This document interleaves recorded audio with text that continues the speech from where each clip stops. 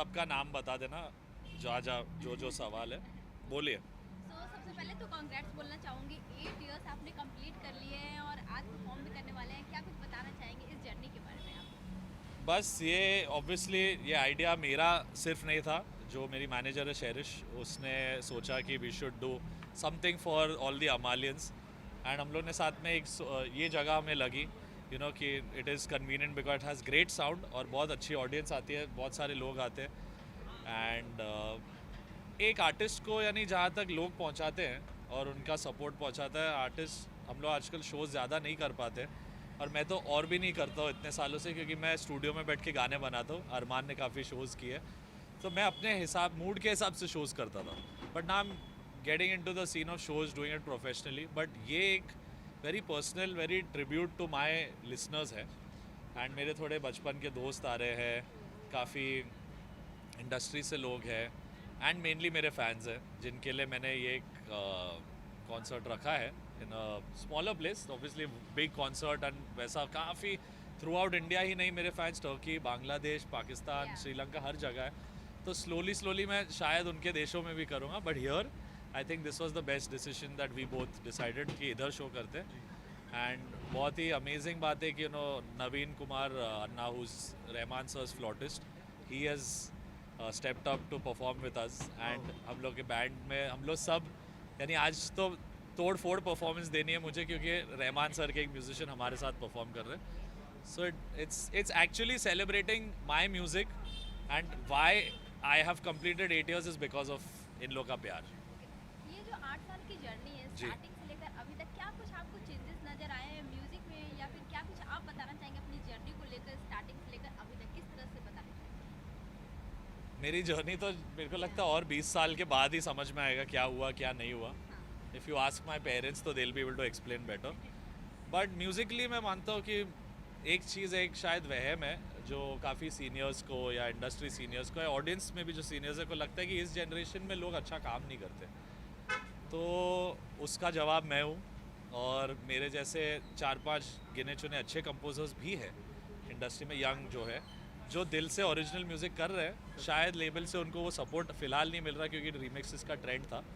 But I don't think कि we can blame कि नए बच्चों ने म्यूज़िक को ख़राब किया या नए जनरेशन ने रीमिक्स करके ओरिजिनल म्यूज़िक को ख़राब किया है। हाँ है 2-3 कल्प्रिट, वो मैं नहीं बोल रहा हूँ, बट सबकी अपनी चॉइस है। आप म्यूज़िक को बिजनेस देखते हो या आप म्यूज़िक को इबादत देखते हो, you take it as a prayer. For me it's my life, it's my soul, everything.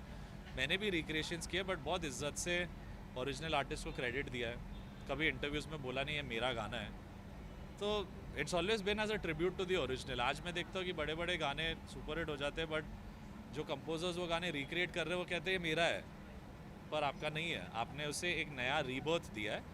तो it is always going to be remixed और रिक्रिएटेड बाय। अभी मैं कर रहा हूँ क्या यही प्यार है, आर.डी. बर्मन सर का गाना, लता जी का गाना, किशोर जी का गाना, फॉर अ मूवी। अब वो मोमेंट में लेबल को लगा कि कैन वी ट्राई, तो मैंने बोला let me speak to the director. Script में कहीं ना कहीं अगर वो वैसी इमोशन या वो बात आती है तो क्या यही प्यार है, बहुत लेजेंडरी है। मैं भी नहीं चाहता कि मैं आर.डी. बर्मन से कंपेयर हो जाऊँ, पर for some people it's a business, and for the labels it is a business. I don't blame them, उन लोग पैसे डाल रहे हैं, टीवी पे प्रमोट कर रहे हैं, एक्टर्स अपना टाइम देते हैं, बट चॉइस है। मेरी चॉइस बहुत सिंपल है कि I want to do God's work, and God's work is making music out of thin air. तो मेरा काम ये है कि म्यूज़िक प्रीतम दा के एरा में भी सुपर्ब था, विशाल शेखर, प्रीतम, सलील सिलान, शंकर एहसान Loy. In the times of me and younger music directors में भी अच्छा काम है, बहुत अच्छे म्यूजिशियंस और आर्टिस्ट हैं। एंड उनसे भी पहले जब अन्नू अंकेल, नदीम श्रवण, जतिन ललित, और उससे भी पहले आर.डी. बर्मन, उनसे भी पहले शंकर जयकिशन, लक्ष्मीकांत प्यारलाल, मदन मोहन, सब ने अपने एरा के हिसाब से ग्रेट काम किया है। हर एरा में बहुत बकवास गाने और बहुत अच्छे गाने थे, जो गाने अमर रहेंगे 10 साल बाद। आप 10 years बाद जानोगे कि इस जनरेशन ने क्या किया। टू अर्ली टू जज दम।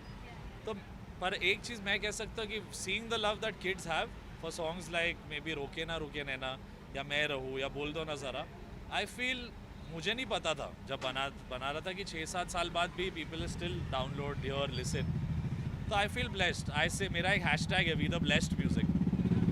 जानना चाहोगे खालिद का teacher we the best music है, मेरा वी द ब्लेस्ड म्यूजिक है। ये इस मंथ में 2 लेजेंड को हमने खोया है, उस पे क्या कुछ पप्पी दा से तो मेरा बहुत डीप कनेक्शन है. अरमान बहुत छोटा था तभी when he was on Sa Re Ga Ma Pa little champs, and every day उसका रिहर्सल पप्पी दा के घर पे होता था. He used to call all the kids. तो मेरे को उन्होंने अलाउ किया उनके पियानो पे बैठ के बजाने. तो पप्पी लहरी जी की पूरी फैमिली, उनके बेटे, उनकी daughter in law, we are very close. And उन्होंने, हम लोग बहुत सक्सेसफुल म्यूजिक डायरेक्टर के बेटे नहीं है दोनों. My uncle is very very successful, Annu Malik. My dad legend talent, but उनको वो लेवल ऑफ सक्सेस, स्टारडम और इज्जत शायद हमारे द्वारा मिलने लग रही है. But he deserved it also. But कहीं ना कहीं उन्होंने कभी ये नहीं सोचा कि ये डब्बू के बेटे हैं, या वैसा नहीं था पप्पी दा का कभी भी. ही वॉज वेरी क्लियर कि दो अच्छे टैलेंटेड बॉयज़ हैं, मैं इनको I will guide them. And Lata ji तो like my grandfather's era से, and maybe before also, like she is seen 100 years almost. And उनके बारे में मैं बोलूँगा तो ये गलत लगेगा कि शी इज़ लता मंगेशकर. हम लोग कौन होते कुछ बोलने, बट एक ड्रीम थी ऑब्वियसली लाइफ में. काश मैं शायद थोड़ा पहले म्यूजिक डायरेक्टर बन जाता तो I could have made her sing at least one song of my career. And मैं चाहता था साइना की जो बायोपिक है चल वही चले, मेरा एक गाना श्रेया जी ने गाया, मैं चाहता था कि बेटी की आवाज़ श्रेया घोषाल हो और मम्मी की आवाज़ लता मंगेशकर हो. We tried also. ये ड्रीम अनफुलफिल रह गए. हम पहुँचे भी, उनके फैमिली मेम्बर्स ने बोला कि she is not being able to sing. But I would say Indian music को वर्ल्ड मैप पे एट अ टाइम में सोशल मीडिया नहीं है, कुछ नहीं था, only Lata Mangeshkar put it out there as one voice. Kishore da, Rafi sir, everyone. But Lata Mangeshkar was the nightingale of India. And India को world map पे उन्होंने डाला. एंड आफ्टर दैट एक हद तक I would say Rahman sir has put us on the world map. But Lata Mangeshkar ji तो just I hope her soul finds peace. And मैं कह सकता हूँ कि बहुत आए, बहुत गए, बहुत टैलेंटेड लोग. बट टेस्ट ऑफ टाइम, हर एक हीरोइन आप ले लो, from Kajol to maybe even a younger kid, उन्होंने सबके लिए गाया है. सो नहीं, उनका काम और उनके म्यूज़िक को देख के यही समझना आना चाहिए कि कितनी मेहनत, कितनी रियाज और कितना वर्क किया किसी आर्टिस्ट ने, तो वो ऐसे गए हैं. लोगों ने जिस तरीके से उनको गुड बाय भी बोला, इससे पता चलता है कि शी इज़ नॉट रेगुलर. और ये भी है कि ऑब्वियसली हार्ड वर्क के साथ एक ब्लेसिंग है उनको, she was born with it.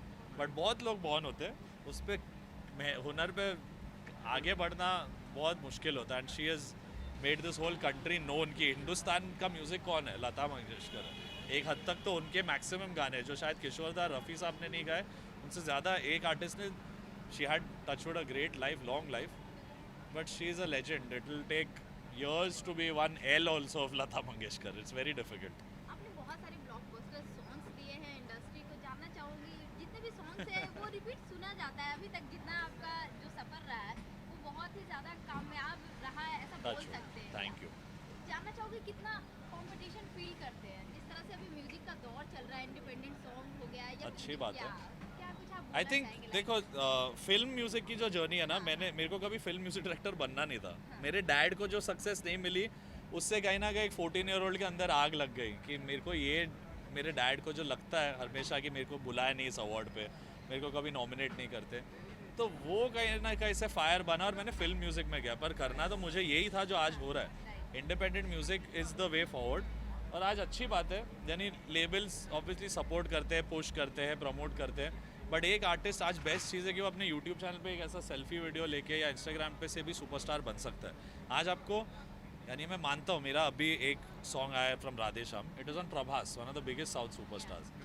उनके ऊपर आने से ऑब्वियसली 4 चांद लगते हैं गाने को. पर वही गाना अगर सिर्फ भी मैं ऑडियो छोड़ूँ और मेरी फॉलोअर्स भी सुने, तो कहीं ये नहीं होगा कि गाना हाँ उस लेवल तक हीरो जहाँ पहुँचाते, शायद टाइम लगेगा उस म्यूज़िक को पहुँचने, पर अच्छा काम और अच्छे गाने शायद हीरो की वजह से 1 साल में सुन ले.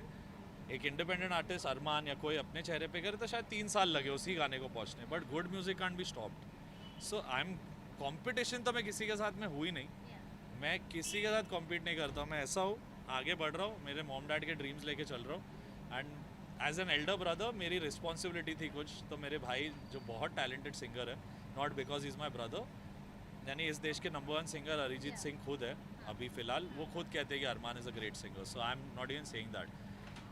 बट उसकी भी एक इंडिपेंडेंस थी. वो एक बहुत अच्छा इंग्लिश आर्टिस्ट है, आज इंटरनेशनल गाने कर रहा है, इसलिए we also never made a team. हम लोग की जर्नीज अलग है, बट एम यही है कि we are 2 swords of one empire and we are going to take the Malik legacy forward.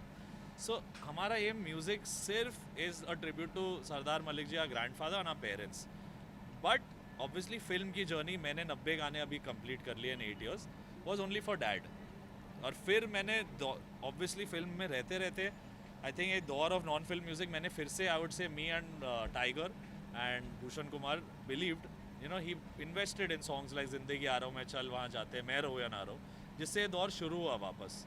सो उसका restart of independent music I would take little bit credit for it, क्योंकि मैंने और tiger Shroff ने ये सोचा था कि एक एक्टर भी हो, अगर वो फिल्म से ना जुड़े, सिर्फ अपने फैंस के लिए कुछ करे. दो दोस्त, मेरा बचपन का दोस्त है, we just did something for our fans.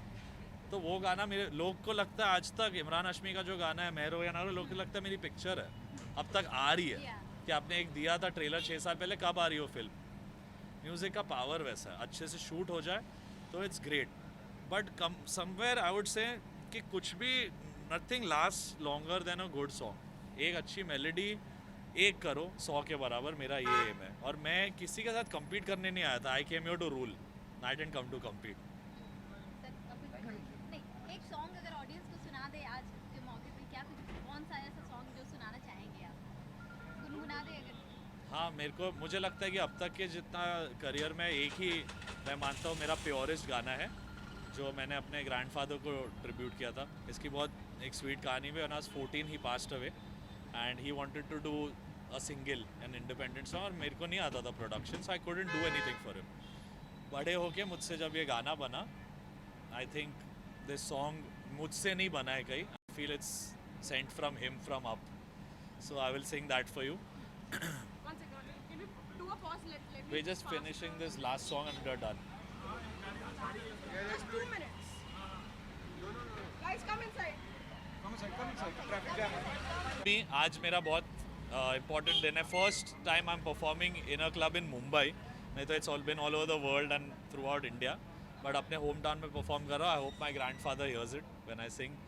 किसी रोज बारिश जो आए, समझ ले न बूंदों में मैं हूँ, सुबह धूप तुमको सताए, समझ ले न किरणों में मैं हूँ.